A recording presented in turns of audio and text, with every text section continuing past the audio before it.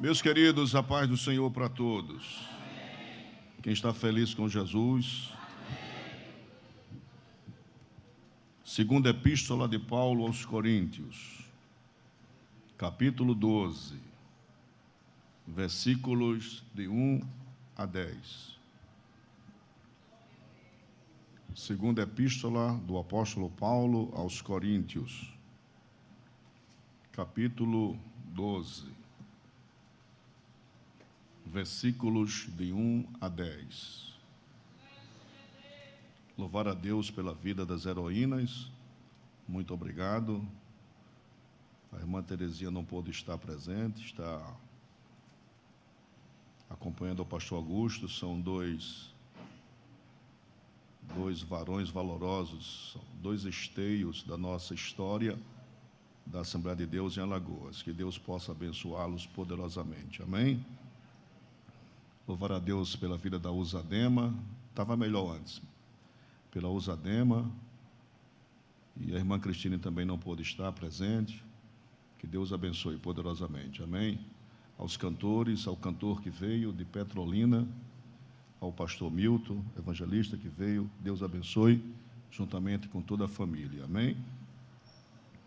Aos nossos queridos músicos, cantores, departamento, Ministério do Louvor, Andrei, e os demais irmãos, Deus os abençoe pela grande colaboração e ajuda.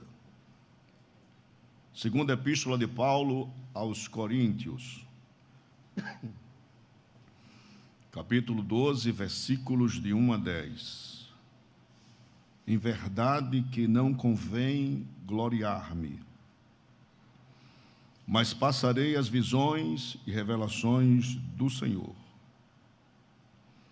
Conheço um homem em Cristo que há 14 anos, se no corpo não sei, se fora do corpo não sei, Deus o sabe, foi arrebatado ao terceiro céu. E sei que o tal homem, se no corpo, se fora do corpo, não sei, Deus o sabe, foi arrebatado ao paraíso, e ouviu palavras inefáveis, que ao homem não é lícito falar. De alguém assim me gloriarei, eu, mas de mim mesmo não me gloriarei, senão nas minhas fraquezas. Porque se quiser gloriar-me, não serei nécio, porque direi a verdade. Mas deixo isto para que ninguém cuide de mim mais do que em mim vê ou de mim ouve. E para que não me exaltasse pela excelência das revelações, foi-me dado um espinho na carne, a saber, um mensageiro de Satanás, para me esbofetear, a fim de não me exaltar. Acerca do qual 3 vezes orei ao Senhor para que se desviasse de mim. E disse-me: a minha graça te basta, porque o meu poder se aperfeiçoa na fraqueza. De boa vontade, pois, me gloriarei nas minhas fraquezas, para que em mim habite o poder de Cristo. Por isso sinto prazer nas fraquezas, nas injúrias, nas necessidades, nas perseguições, nas angústias por amor de Cristo, porque quando estou fraco, então sou forte.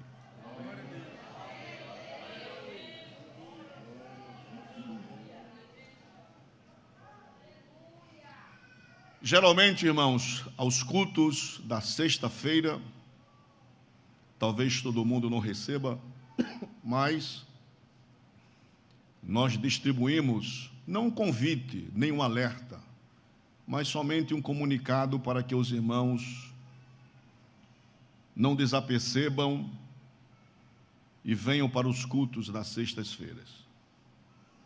Agradeço também ao MADIF, que sempre lança e postula os cultos das terças, domingo e sextas-feiras. Muito obrigado. E no culto que nós endereçamos às pessoas, nós colocamos um tema: a simultaneidade da fraqueza e do poder. Os irmãos lembram que sexta-feira passada nós falamos sobre Romanos, capítulo 1. E no capítulo 1, versículo 1, Paulo, ele apresenta as suas credenciais para o seu ingresso ao Evangelho do Senhor Jesus. E 3 coisas basilares Paulo vai defender, não como prerrogativa de orgulho, mas como uma chamada específica de Deus na vida dele. Ele vai dizer, primeiramente, que ele é servo. Servo de quem? Do Senhor Jesus Cristo. E nós falamos aqui, pastor Milton, na sexta-feira passada, que dentro do Império Romano, que Paulo endereça a sua carta aos romanos, o Império Romano da época tinha milhões de escravos que não tinham nome, não tinham identidade, não tinham vontade própria. Os senhores de escravos colocavam argola no pescoço com o nome dele, propriedade de tal pessoa. Então ele não tem vontade própria. Paulo tem um senhor que não colocou argola nele. O que é que ele fez? Ele derramou o seu próprio sangue para que o servo fosse liberto de todas as coisas. O senhor dele é que está à disposição dele para falar com ele, para alegrá-lo, para levantá-lo, para dar a mão, para ajudá-lo, para salvá-lo, para tudo. Então, primeiramente, ele é servo de Cristo. Ele está à disposição de Cristo. Segunda coisa, ele é chamado. Chamado para quê? Para o apostolado. E eu falei que chamar aqui é alguém dar uma ordem, venha cá. Foi o que Jesus fez com ele, vem cá, Paulo. E Paulo veio e logo comissiona para ser apóstolo de Jesus Cristo. Terceira coisa, ele é separado para o Evangelho de Cristo. E separado aí é uma palavra muito forte. Deus colocou limites para que Paulo possa atingir. Então, vá para a direita, Paulo ia, vá para a esquerda, Paulo ia, vá em frente, Paulo ia. Ele está cercado por Cristo. É Cristo que vai direcionando para e passo a vida de Paulo. Vai aqui, vai ali e vai ali. Na carta de Paulo aos Coríntios, no capítulo 12, os irmãos sabem que a primeira epístola de Paulo aos Coríntios, Paulo vai tratar de algumas coisas que a igreja de Corinto está passando. Ele vai tratar do relacionamento matrimonial das pessoas, em que Deus separou categoricamente o homem e a mulher para serem uma só carne. Ele vai tratar das dissoluções dentro da igreja, dos partidarismos, do grupo de Cristo, de Paulo, de Apolo e de Pedro.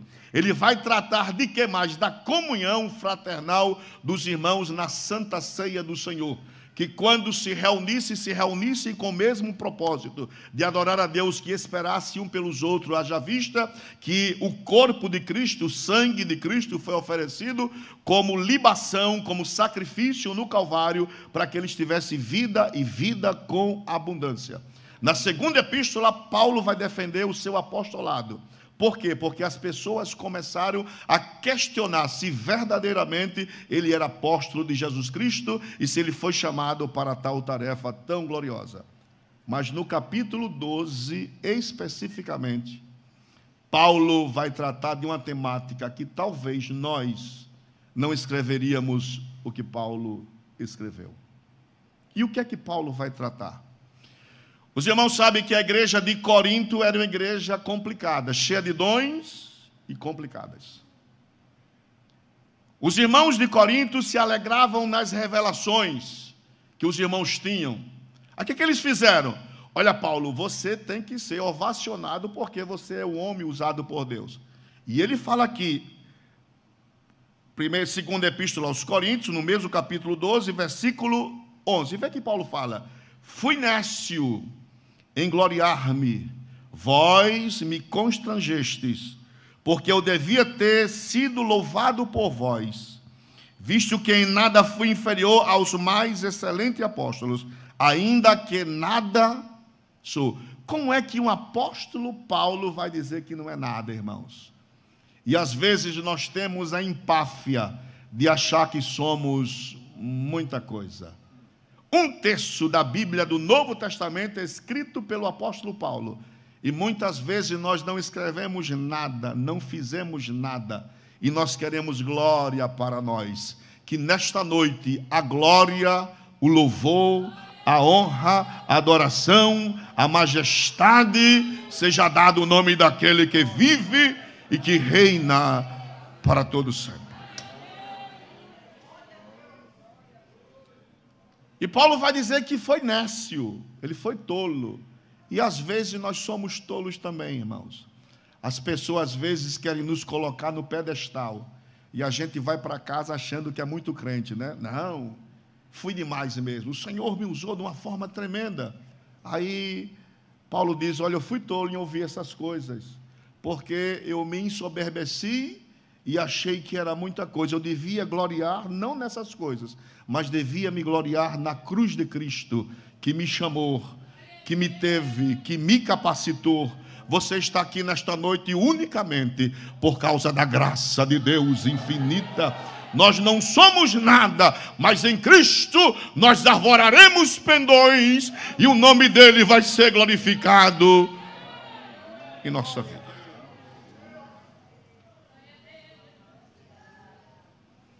O apóstolo Paulo, irmãos, teve várias visões, várias. E ele vai dizer, mas passarei as visões e revelações do Senhor. Atos capítulo 9, versículo 3.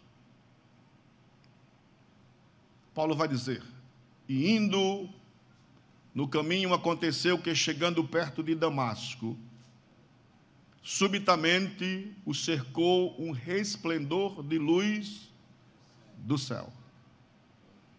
Os irmãos sabem que isso aconteceu quando Paulo sai de Jerusalém e vai para Damasco. O Senhor Jesus tem um encontro com ele no caminho, se revela, e diz que ele é o Cristo que Paulo o persegue. Então isso aqui foi sublime.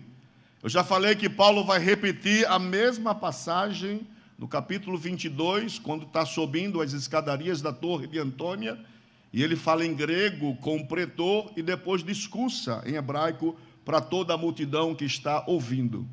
Ele volta a repetir de novo diante do rei Agripa, no capítulo 26 de Atos dos Apóstolos. E Agripa vai dizer para ele, Paulo, as muitas letras te fazem delirar. Por pouco não me tornei cristão. Aí ele vai dizer, ou por pouco ou por muito, importava que todo mundo se tornasse cristão também. E ele vai dizer categoricamente, carimba a relação dele diante de Agripa. Ele vai dizer, eu não fui infiel à visão celestial. O que o Cristo me falou, eu estou fazendo até hoje, porque eu fui chamado para esta boa obra. Segunda visão de Paulo, Atos capítulo 22. Versículos 17 e 18. E aconteceu que, tornando eu para Jerusalém, isso é no templo, orava no templo, fui arrebatado para fora de mim. Versículo 18. E vi aquele que me dizia, dá-te pressa e sai, apressadamente de Jerusalém, porque não receberão o teu testemunho acerca de mim. Segundo encontro de Paulo com Jesus em revelação. Terceiro encontro, Atos capítulo 16, versículo 9. Os irmãos sabem que Paulo estava na Frígia. Ele sai da Frígia, passa na Galácia. Da Galácia ele vai para Troade. E em Troade, de noite, Paulo tem a seguinte revelação. E Paulo teve de noite uma visão em que se apresentava um varão da Macedônia e lhe rogava, dizendo, passa a Macedônia e ajuda-nos. Quem diz amém por isso? Amém. Terceira visão de Paulo, Atos capítulo 18, versículos 9 e 10. E disse o Senhor em visão a Paulo: não temas, ou seja, não seja medroso, não seja acanhado, não seja pusilânime, mas fala. Esse falar aí é continua falando, prossiga em falar, e não te cales, ou seja, não fique em silêncio, Paulo.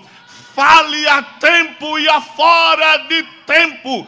Não cale a boca, abra a boca, profetize, fale, pregue, volte a falar. Versículo 10, veja o que ele diz: porque eu sou contigo, e ninguém lançará mão de ti para te fazer mal, pois tenho muito povo nesta cidade.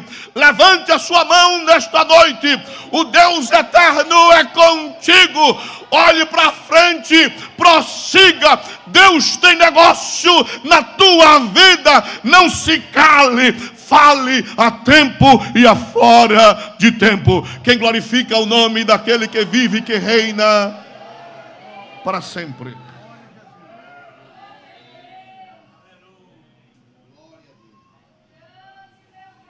Aí agora, existem coisas em nossa vida, nem tudo que Deus nos fala nós poderemos abrir a boca para falar, nem tudo. Ou nós iremos falar por enigmas, ou as pessoas nos matarão. Por quê? Porque existem excelências de Deus para a nossa vida. Tudo de Deus é bom, tudo de Deus é magnífico, mas existem excelências de Deus para nossas vidas. Segredos profundos que, se nós falássemos, as pessoas iriam retinir as orelhas. Elas iriam tirar chacotas de nós. Elas iriam nos chamar de mentirosos, de falso profeta, de falsa revelação. Existem coisas de Deus que são tão sublimes que não é digno ninguém ouvir a respeito daquilo que é superior de Deus em nossas vidas. Paulo agora vai falar de uma revelação sublime, uma coisa tão extraordinária, que a revelação é dada no terceiro céu. Não é nessa atmosfera. Eu quero ser profeta de Deus nesta noite na igreja do Farol, com crentes reunidos aqui. Nesta última hora da igreja, Deus vai nos mostrar coisas sublimes. Tão sublimes que não vai ser digno contarmos para as pessoas. Teremos que ter a paciência de que no tempo certo e necessário, deixa eu falar o que Deus está falando no meu coração. Nós pecamos por antecipação em falar aquilo que nós não devíamos, porque Deus irá fazer uma coisa nova e tremenda. E Deus quer que você espere o tempo, a hora, os minutos, os segundos, para que quando ouvirem o que Deus e verem o que Deus está fazendo, o nome dele seja glorificado. E Deus vai fazer. Deus está falando. Deus não fala para a parede. Deus está dizendo ainda um pouco cheio de tempo, e o que há de vir, virá, não vai tardar. Aleluia.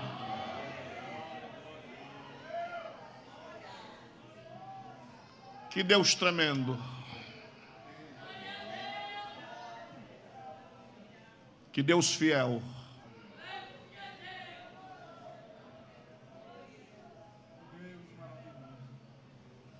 Um homem que é um apóstolo,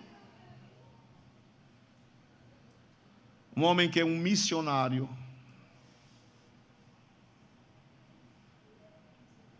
ele vai colocar lado a lado uma chamada e um homem fraco diante das suas possibilidades. Paulo vai dizer: conheço um homem em Cristo que há 14 anos, se no corpo, não sei, se fora do corpo, não sei, Deus é quem sabe, foi arrebatado ao terceiro céu. Os rabinos sempre pregavam dentro de uma cosmologia. Umas escolas diziam que existiam 3 céus, outras 5, e outros diziam que existiam 7 camadas atmosféricas até chegar ao trono de Deus. Não importa quantas existam, o que importa é que o trono de Deus é real, que o paraíso é real. Esta visão aqui não é qualquer visão, é uma visão específica. Deus quer mostrar coisas para Paulo. Irmãos, Deus, Ele quer nos mostrar coisas tremendas. Aqui nós não estamos oportunando Deus para que Deus mostre. Deus quer mostrar. Em uma convenção estadual aqui nesta igreja, o pastor Munhões, que já dorme no Senhor, ele contou uma visão surpreendente, que foi uma visão acompanhada de uma realidade. Ele saiu sozinho no carro para a inauguração de um templo, lá em Americana, e no caminho, ele se deparou com um engarrafamento muito grande. Ele sabia que não chegaria na hora do culto. Aí ele está em espírito orando a Deus: Senhor, eu queria estar nesta inauguração. Ele ora a Deus e ele fala: sentiu que alguém entrou no seu carro do seu lado. Ele disse: não vi, mas sabia que alguém entrou, um ser entrou. Uma mão toca-lhe o peito e ele desfalece. Por quê? Porque tem coisas, irmãos, que Deus não poderá nos mostrar como se sucede, porque nós não aguentaríamos ver a sublimidade do que Deus está fazendo. Por que Deus não nos revela o futuro? Porque nós talvez nos apressaríamos para tal. Aí Deus deixa que as coisas aconteçam cronologicamente, para nos pedagogizar no caminho, porque a coisa é sublime. E ele se desfalece, apaga no carro literalmente, e ele acorda de frente para o templo que inaugurar, no mesmo horário que ele queria chegar. Aí você pergunta: como pode? O Deus que pode todas as coisas, que nós cantamos nesta noite, que Ele é grande, que Ele pode, que Ele faz, Ele tem o controle de todas as coisas, porque Ele é fiel. Glórias a Jesus. Apocalipse capítulo 4, João tem uma visão do céu. Uma porta se abre e uma voz diz: subi cá. Ele sobe. No capítulo 5, ele diz que vê um cordeiro como morto, mas está vivo, e na sua mão tem um livro selado por dentro e por fora. É a história da humanidade toda. Aquele que tem o controle de todas as coisas. O trono pertence a Ele, a gerência do mundo pertence a Ele. Ele fala, as coisas acontecem. Ele diz, as coisas existem. Ele fala, a terra treme. Ele diz, os montes se derretem. Ele abre a sua boca e alça todas as coisas, e os reis da terra se curvam diante dele, para dizer que Ele é Rei dos reis e Senhor dos senhores.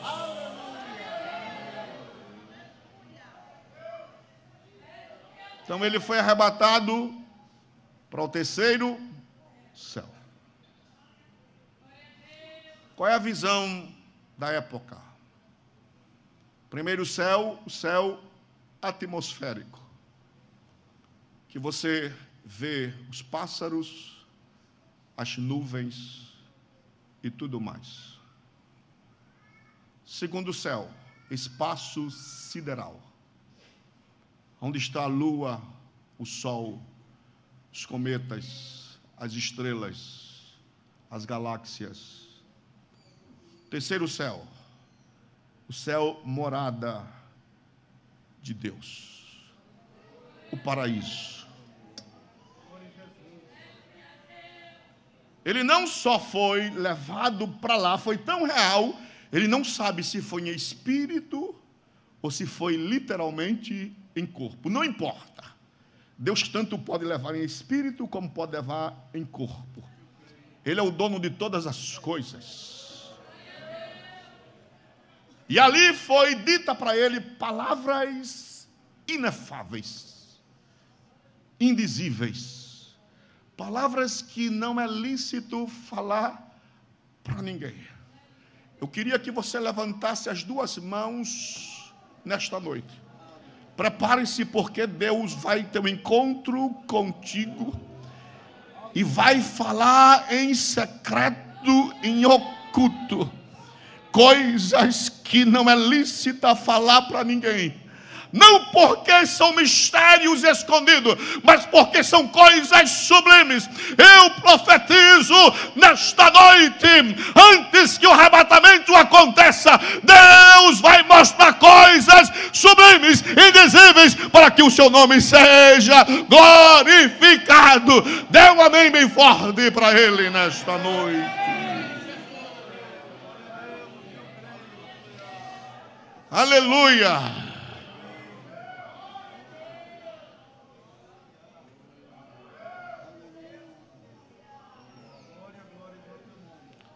E Paulo vai dizer por enigmas,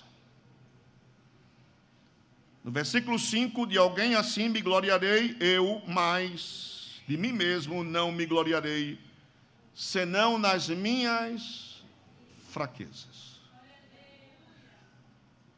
Não se espera de um apóstolo como Paulo se gloriar nas fraquezas.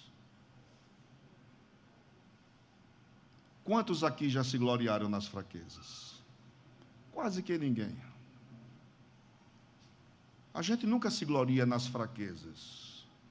Não é nos pecados, é nas fraquezas. Fraquezas aqui são limitações humanas. Você nunca diz para Deus: Deus, observe como eu sou fraco demais. Não. Você sempre coloca em voga as suas qualidades. E olhe que isso é particular. Como eu estou diante de Deus. E às vezes as pessoas pregam: eu passei 10 dias me consagrando a Deus. Deus me mostrou coisas tremendas. Eu, quando prego, as pessoas se convertem.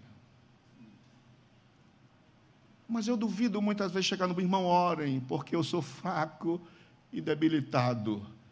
Por quê? Porque a visão de quem ouve é que você é um coitado. Mas Paulo está dizendo: eu vou me gloriar nas minhas fraquezas. Por que vai se gloriar? Porque Cristo só pode ser manifesto na minha vida quando eu reconheço as minhas fraquezas. Lucas capítulo 18, publicano e o fariseu sobem no templo. Aí o publicano: eu não sou como os demais homens. Não. E era, irmão, igualzinho. Eu faço, o fariseu estando em pé, orava consigo desta maneira: ó Deus, graças te dou, porque não sou como os demais homens.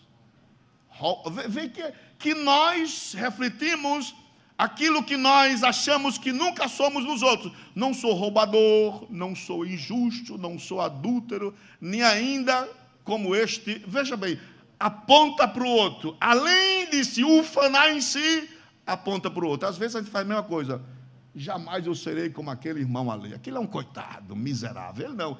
ele não faz, mas eu oro. E a gente julga pela aparência das pessoas. Jejuo 2 vezes na semana, e dou os dízimos de tudo quanto possuo.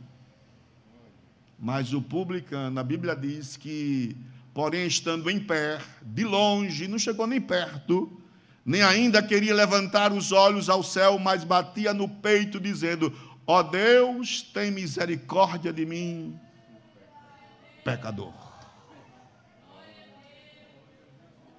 Eu duvido, Odor, que alguém nesta noite fez essa oração.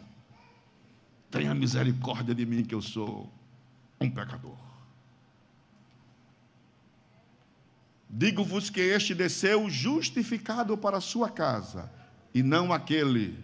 Porque qualquer que si mesmo se exalta será humilhado, e qualquer que si mesmo se humilha será exaltado.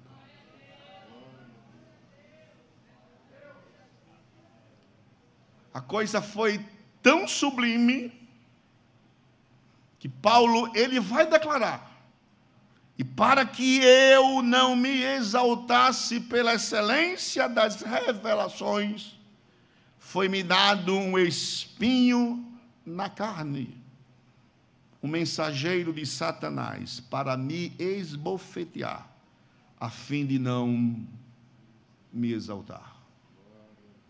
Todos nós que aqui estamos nesta noite, precisamos de um espinho, porque senão a gente se insufla demais. Os irmãos já foram para a festa de aniversário de criança e botam uma bola lá, e às vezes tem alguma coisa enchendo e vai enchendo. Se não desligar, estoura tudo. A mesma coisa somos nós, irmãos. Se Deus encher nossas vidas e se Ele não controla, a bola estoura. O que Ele faz? Para não perder, Ele dá uma pequena furada e você chega humilde.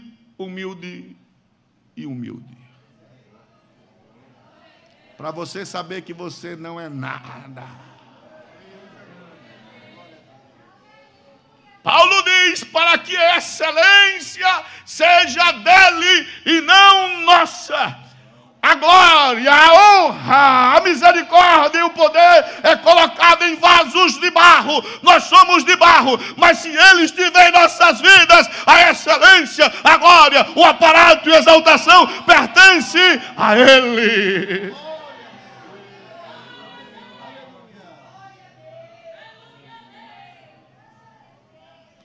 Nós que pregamos a palavra, eu não sei se acontece também com o senhor, pastor Milton. A gente prega às vezes, o povo recebe e a gente se empolga.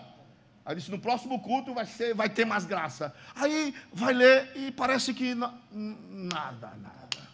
E o povo fica só olhando para você de braço cruzado. E aí, o que é que vai acontecer? Sabe por quê? Porque se exaltasse um pouco demais, o espinho, ele vem na nossa carne.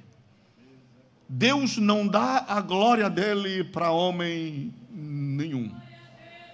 Paulo disse: eu sou servo, mas o servo foi chamado e foi separado para o evangelho. A glória tem que ser dele, o nome, a exaltação, o princípio e o fim tem que ser dado para ele. Por isso que nós levantamos a mão, não por causa do pregador, mas por causa da palavra, da revelação da palavra. Então levanta as mãos e diga: Senhor, tu és magnífico.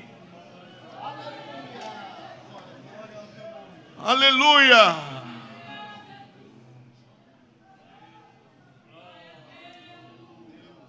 Quantas vezes se ora para que Deus nos ajude? Paulo orou 3 vezes. Não é que Deus não ouviu, é que Deus não permite que o espinho saia de Paulo. E louvado seja Deus por isso.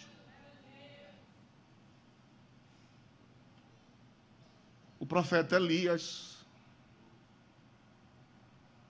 está numa caverna e ele disse: Deus, só eu fiquei. É muita empáfia. Sou eu. Eu disse: Elias, eu vou só dizer o número de profetas que não se dobraram nem beijaram a Baal. 7.000, só isso. Para o seu lugar, para o meu, Deus tem 7.000. Não quer, bota outro. Não quer, bota outro. Então, para dar 7.000 é muita coisa. Isso não quer dizer que seja o número exato, mas isso quer dizer é uma projeção de que nós não somos insubstituíveis. Que Deus lindo, que Deus tremendo, que Jesus maravilhoso. Aí Paulo ora 3 vezes, não acontece nada. Agora Cristo vai falar com ele: disse-me, a minha graça te basta. O nosso combustível é a graça de Deus na nossa vida. Você só está aí cantando na Usadema por causa da graça de Deus. As heroínas só vieram hoje e cantaram por causa da graça de Deus. O ministério de louvor, Andrei e os outros que tocam e que cantam, só fazem por causa da graça de Deus. Você só se levantou hoje e está respirando, comeu, está de pé, sentindo a brisa e a presença por causa da graça. Nós só somos ministros por causa da graça. Então, nesta noite, a graça de Deus nos basta. A minha graça te basta, Paulo, porque o meu poder se aperfeiçoa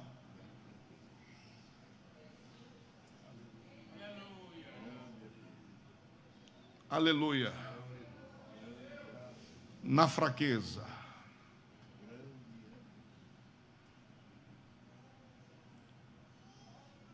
Que Deus tremendo, irmãos.